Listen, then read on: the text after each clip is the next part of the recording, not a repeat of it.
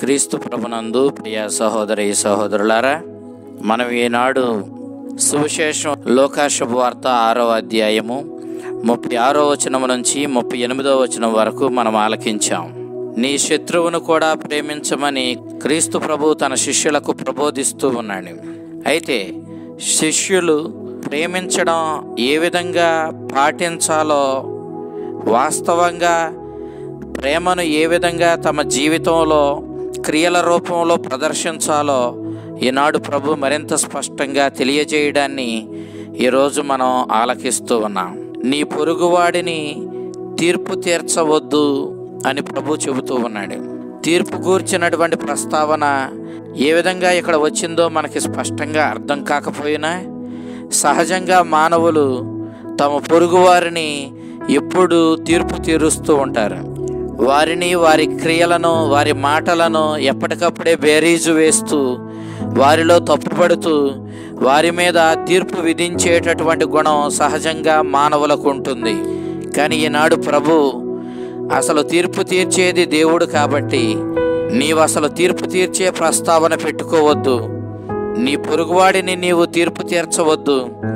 వాడి మాటలను, చేతలను నీవు ఎప్పటికప్పుడే బేరీజు వేస్తూ అతనిలో తప్పుపట్టి అతనిని నిందించవద్దు. అసలు తీర్పు తీర్చే బాధ్యత దేవుడిది కానీ నీది కాదు.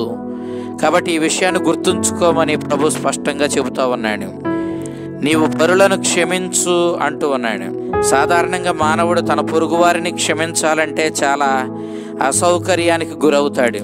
క్షమాపణ అంత సులువైన విషయమేమీ కాదు. కానీ నీ మేలు కోరుకొని నీవు నీ పొరుగువారిని క్షమించు. ఎందుకంటే నువ్వు ఎంతగా నీ పొరుగువారిని క్షమిస్తావో అంతగా దేవుని దగ్గర నుంచి నీ తప్పులకు గాను క్షమాపణ పొందుతావు.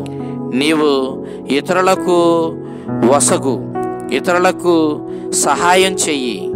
నువ్వు ఎంత రీతిలో వారికి సహాయపడతావో, ఎంతగా ఇతరులకు దానం చేస్తావో, ఎంతగా ఇతరులకు నువ్వు ఉపయోగపడతావో, ఎంతగా ఇతరులకు నీ జీవితంలో సమయాన్ని కానీ, నువ్వు ఇవ్వగలిగిన ధనాన్ని కానీ, నువ్వు చెప్పగలిగిన మంచి మాట కానీ ఎంతగా నీవు ఇతరుల కోసం మంచిగా వినియోగిస్తావో అంతే రీతిలో దేవుని దగ్గర నుంచి నీవు తిరిగి పొందుతావు.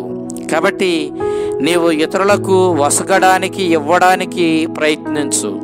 నిజానికి ప్రేమ అంటే పొరుగువారికి ఇవ్వడమే, పొరుగువారికి మేలు చెయ్యడమే. స్వార్థం ఎప్పుడు నీ దగ్గరే ఉంచుకోమంటుంది. నువ్వు ఎదుగు, నువ్వు సుఖపడు అంటుంది. కానీ ప్రేమ నీవు సుఖపడితే సరిపోదు, నీ దగ్గర నువ్వు దాచుకుంటే సరిపోదు. నీ పొరుగువాడిని నువ్వు ఒక కంట కనిపెట్టుకుని ఉండాలి. వాడి అవసరాల్లో నువ్వు సహాయం చేయాలి, వాడి యోగక్షేమాలు పట్టించుకోవాలి అని ప్రేమ చెబుతుంది. ప్రేమించేది మన మేలు కోసమే. మనం ఎంతగా ప్రేమిస్తామో, ఎంతగా ఇతరులకు ఇస్తామో అంతగా అదే ప్రేమను, అంతగా అదే మేలులను తిరిగి దేవుని దగ్గర నుంచి పొందుతాము అన్నది వాస్తవము. నీవు ఏ కొలతతో కొలుస్తావో ఆ కొలతతోనే నీకు కొలవబడుతుంది. నీవు ఎంతగా ఇస్తావో అంతకు రెండంతలుగా, అంతకు అధికంగా, పొంగి పొర్లేంతగా దేవుడు నీకు ఇస్తాడు. ఎందుకంటే అతడు కనికరమూర్తి.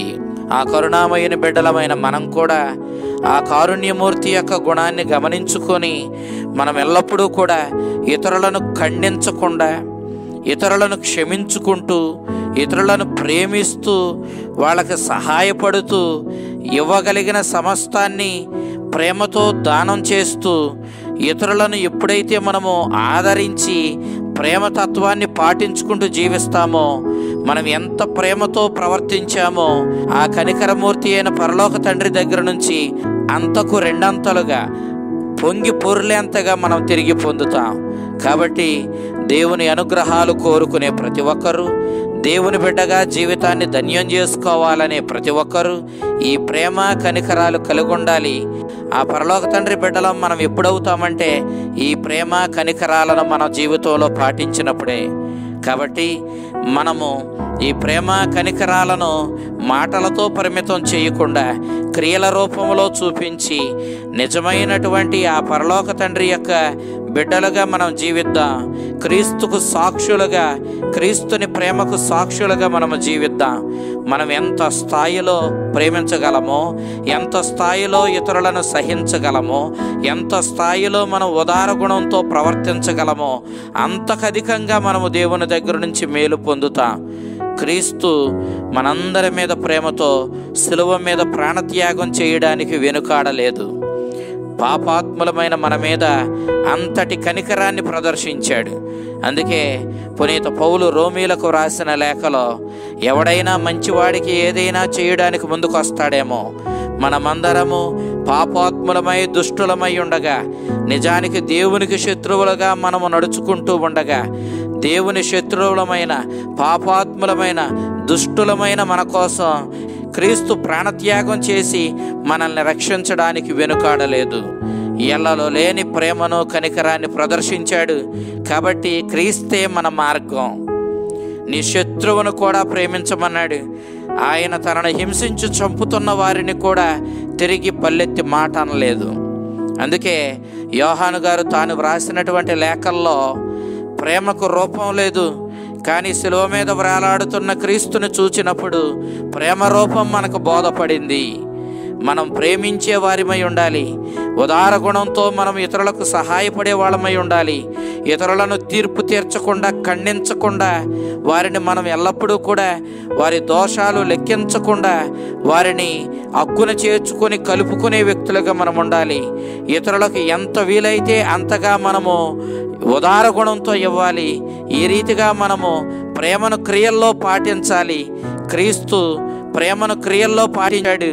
తన పొరుగువాడి కోసం ప్రాణత్యాగం చేసిన వాడి కంటే గొప్ప ప్రేమ గలవాడు ఇంకొకడు లేడన్నాడు. మాటలకు మాత్రమే పరిమితం కాకుండా తన పొరుగువారిమైన మనందరి రక్షణార్థం, మన పాప పరిహారార్థం, మన తరపున శిక్షణ అనుభవించి ఇదిగో మనల్నందరినీ పరలోక తండ్రికి ప్రియమైన బిడ్డలుగా మనల్నందరినీ మార్చాడు. కాబట్టి క్రీస్తే ప్రేమ విషయంలో మనందరికి ఆదర్శం. ఆయన చూపించే ప్రేమ కనికరాలను మనం గుర్తించి వాటిని మన జీవితంలో పాటించి మన జీవితాలను ధన్యం చేసుకుందాం. అంతటి శక్తిని, అంతటి ఉదార గుణాన్ని, అంతటి సహనాన్ని, అంతటి ఇతరులకు మేలు చేసే ప్రేమతత్వాన్ని, క్షమించగలిగిన క్షమాపణ గుణాన్ని మనకు ప్రసాదించమని ఆ ప్రభువుని వేడుకుందాం. ఆ కరుణామయుడు తన అనుగ్రహాలతో, తన కృపా కారుణ్యాలతో మిమ్ము నింపి మిమ్ము ప్రేమలో జీవించడం మీకు నేర్పించి మిమ్ము సర్వదా కాచి కాపాడునుగాక. ఆమేన్.